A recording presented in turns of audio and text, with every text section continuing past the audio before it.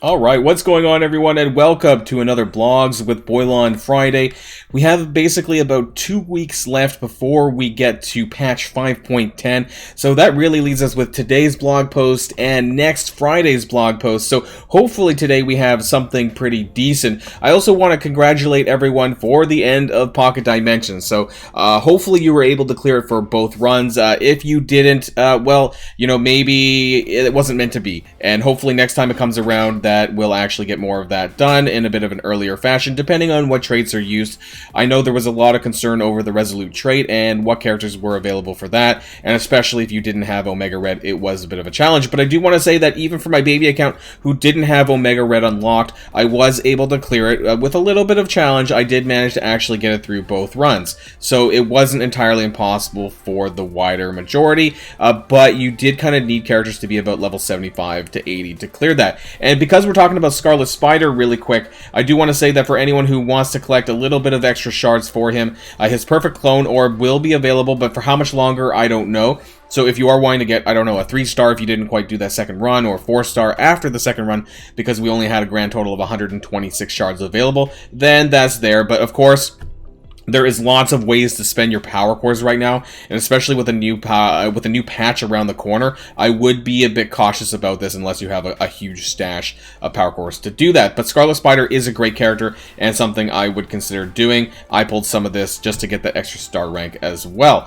Other things, we have Star-Lord T'Challa, of course, coming out around the corner for Blitz. I'm sure we'll see that in the blog post today, but I really hope that we'll see something a little bit more. And of course, what that means is for Legendary events, I want to talk about this really quick because we kind of got and we have the login calendar now. Unfortunately, the Black Bolt's going to be around the corner on Monday. Very likely that's going to be in the blog if it wasn't already from last Friday. And so what that means is that Omega Red is once again being pushed back. So now that we have Black Bolt coming around on Monday, they last for 3 days, so Monday to Wednesday, the next available legendary event date is not going to be until February 07. So is that going to be Omega Red, or is he going to be pushed back further? I guess what happens here is that Ebony Maw doesn't necessarily have to be after this Black Bolt. It normally is, but it may or may not be. So it could be Ebony Maw at February 07. The reason why I'm keeping this here is because this is the earliest date in which he could possibly come back around. So I guess for some people that does give you an additional 2 weeks to farm up the Secret Avengers and,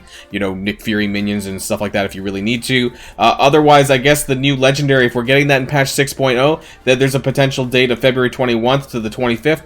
21st to the 25th, but we'll have to wait and see about that as well. So these are the new estimated dates right now for the Legendary calendar, so keep that in mind that the next one after Black Bolt will not be until February 07. So with all that being said, let's jump on over to the blog and see what's actually going on today.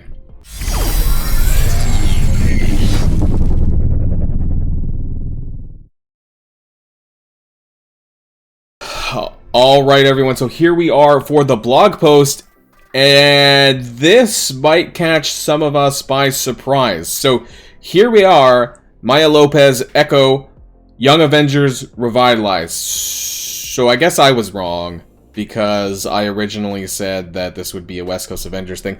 To be honest, I didn't see Echo really filling in for that, so this is kind of strange. Let's read on though. So Echo, the Web Warriors recently recruited Spider-Man Miles, so the Avengers are gaining 2 newcomers to propel the team to Alliance War Defense Glory. Okay, so okay, I was wrong, I guess, about Midnight Suns being an Alliance War Defense team. Apparently, instead, we're going to be getting this for the Young Avengers. I guess one of the unfortunate things about this is that maybe we won't see that Hawkeye or Scarlet Witch and Vision rework that I was really hoping for. So we're going to be getting America Chavez, Miss Marvel, and Squirrel Girl, all of whom will be receiving updated stats and abilities. That is really good, because if we've seen any of the base stats from the reworks for Web Warriors and Weapon X, it's been pretty good, which means that they should be on par with some of the newer characters when it comes to their stats.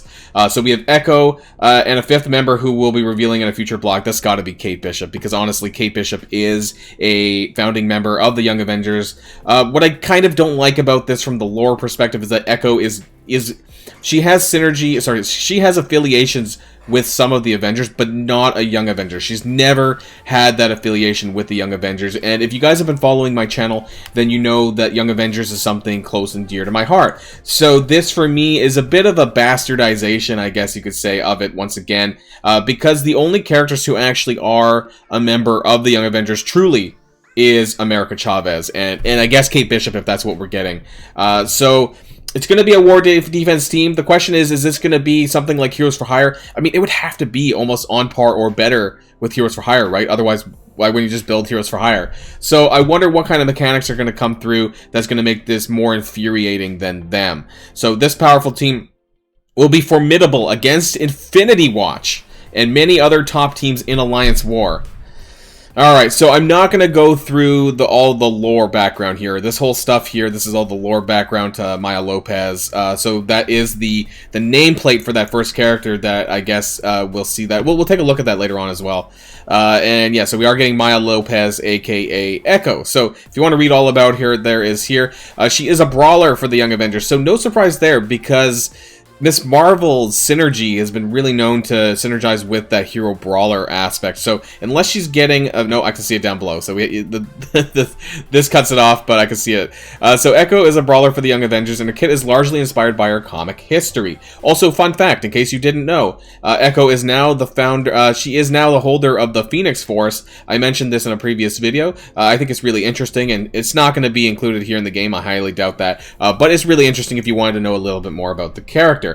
She relentlessly attacks enemies by way of her passive ability, Perfect Mimicry. So, I have learned that she is basically kind of like Taskmaster in a lot of ways, that in terms of, you know, how she performs, a lot of this is very similar to Taskmaster in terms of what she can do. So that means she's obviously going to be a skill character. Each time an enemy attacks a Young Avenger ally, Echo will attack that enemy. So this is like a retaliation type move, it sounds like.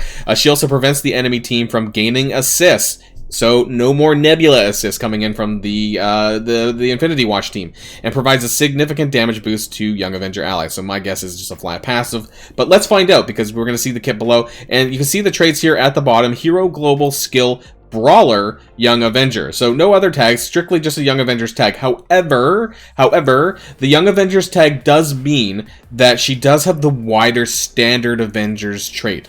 So for those of you who are unfamiliar, because they changed this the last patch, anyone that has Young Avengers, just like Secret Avengers, all have the generic Avengers tag. So what does that really mean? Well, anyone that has any other characters that have sort of just flat Avengers text will also apply to Echo. Now, how often you're actually using those kind of characters together, I don't know, but the point is that that does work, and also for all the other Young Avengers. So let's start off here.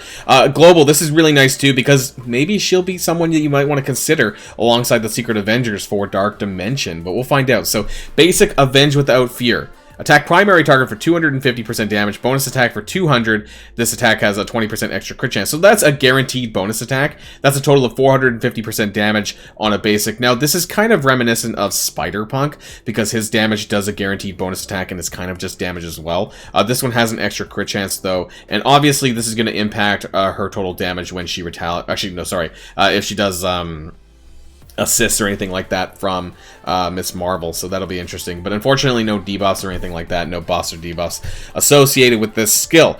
Special Tonfa Bash. Energy cost 5 out of 5, so this is available on turn 1. Attack primary target for 350% damage. Chain to 2 targets within 2 spaces of the previous target for 200%. So this is different. How this works is kind of like 2 spaces. This is kind of like the Star Throw mechanic with Proxima Midnight and also Phyla-Vel's basic. The way that it can jump around a bit, and it's not a chain in the normal aspect. It can jump around to different characters as long as they're within 2 spaces. So that's pretty interesting. It's a little bit less damage. This attack has extra 25% crit chance, so it sounds like you might want to run Raider with her, not only to increase your own crit chance, but to increase that crit damage as well. Apply 2 evade, up to a maximum of 5 to self and Young Avenger allies. So lots of evade going in there. So sounds like she's getting a lot of survivability for her and for her team. On ward defense, this attacks the most injured enemy, ignoring taunt. We know that, like, on ward defense, they love to do this. This attacks the most injured enemy. Colleen Wing does this for the Heroes for Hire, so looks like Echo is going to be doing that for the Young Avengers. The dodge breaks this chain. My 7 red star Squirrel Girl is going to love having this new team on board because I have her maxed out, and I was just waiting for a time for her to shine, and I think this is going to be great. And she's going to be getting an increased base stat rework, and her base stats actually weren't terrible as it is. So this is going to be really good. I'm also using Squirrel Girl in Doomraid Bio, so this is awesome. Ultimate Debilitating Brawl, 4 out of 7. So this is actually a turn 3 move, unless there's other ways to get her ability energy up, because you do, even though it's 4 out of 7, by the time she takes her turn, it'll be 5 out of 7. Attack primary target for 300% damage, rebound chain to 4 to 6 adjacent targets, so that's like everyone, especially in a war context, for 250% damage, plus apply slow for 2 turns. If a target does not have slow, reduce that character's speed bar by 25%. So that's interesting. So what it sounds like is either if it gets resisted or if they didn't have slow when you first applied it. This is something that I'm going to have to kind of... Let me know what you think about the way that this breaks down in the text. I think this could be interpreted differently in terms of how the order of operations works on this one. So whether or not, like, on turn 1, like the first time you use this, if they don't have slow, it reduces speed bar by 25%, but anytime after that, it does not. I'm not sure, so we're going to have to follow up on this one, I think. Counterattack breaks this chain. This attack cannot be blocked or dodged, so that's good. Passive Perfect Mimicry. This is, how many bullet points do we have here? 6. On spawn, apply defense up to for 2 turns to self and Young Avenger allies. This is good. Also, as a note, that Squirrel Girl, whenever an ally drops below 50%, Squirrel Girl does also give defense up to those characters as well, on top of also giving herself speed bar, so that's really nice. When an enemy attacks a Young Avenger ally, attack that for 250%. That's quite a bit. I think this is on par with Ghost Spider's Web Warrior passive in terms of that, so this is pretty similar. When this character does not have blind, or sorry, while this character does not have blind, reduce the assist chance for enemies by 100%. On blind, she gains slow. This was kind of interesting, I guess, because I'm not sure what the lore affiliation is with this necessarily, but yeah, if you happen to be able to blind her, then it doesn't work, is what I'm reading. Gain 10% damage if this character has any skill enemies. So so that's a lot. This has actually showed up with Taskmaster's kit in the past, although admittedly that was kind of buggy, I think. So yeah, if there's any skill characters, Infinity Watch, Gamora, Moondragon, they're all skill. I don't know, other kind of skill-based characters you might use against them in the future or presently, then she gains extra damage, and the Young Avengers also get 25% damage. So I would be curious to say what Kate Bishop is going to have in this, because I think that she's going to be the next character. And just to show people, in case people are unfamiliar with the 4 character listings here, so now this is confirmed. Maya Lopez Echo is confirmed here to be character number 1 here. Character number 2, most likely going to be Kate Bishop, the additional member of the Young Avengers, so this will be interesting. And 3 and 4, well, this still is probably going to be Midnight Suns, but they're not going to be a war defense team like I suggested that they might be, and unfortunately this also means no West Coast Avengers. But let's continue on with the blog post. Greek Raid Orbs updated. This was data mined for the Alpha Orb, but it looks like we might be getting a change across the board. Start of the new year, we'll see updated changes. So we're also going to get Superior Basic Catalysts, so that's not bad, instead of just the purple ones. Alpha Orb City Controller Support. Beta Hero Mutant. Gamma, Villain, Bio, and Mystic. So we might have to check those out, but I don't know if we have time to do that necessarily in this video. Hopefully they add, though, some newer characters, and definitely characters that are kind of like up to this point that should be included in this. I don't know all of them off the top of my head. Hero Mutant, I mean, this could be quite a few newer characters, especially within the Astonishing X-Men branch. I don't know if Magic would be included in this or not. City Controller and Support, I mean, Cloak could be in here. City Controller, I'm pretty sure he is. And City Support, Dagger. So if Cloak and Dagger are in the Alpha Orb, that would be tremendous. And for the Gamma Orb, Villain, Bio, Mystic, off the top of my head, I can't think of any that were really recent. But I mean, I really hope that some new characters are added to this. You won't see the same character appear in multiple orbs, so each raid will have a unique shard reward. This will be dropping on January the 24th, so that is on Monday. So that's actually pretty good. Starting with the new Alpha Orb Rewards, because Gamma's going to be ending. Thank F for that, because Gamma's so trash. I hate Gamma so much. And they'll be the other ones will be following afterwards. So that's good.